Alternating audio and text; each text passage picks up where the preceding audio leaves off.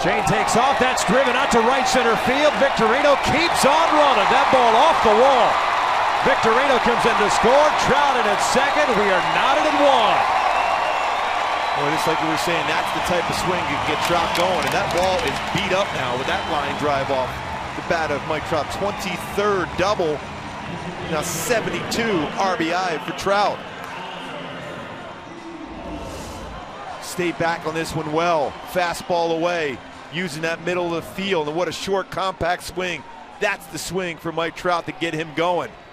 Almost hit so hard off the wall that Eaton had a tough time bringing that back in to have a play at the plate.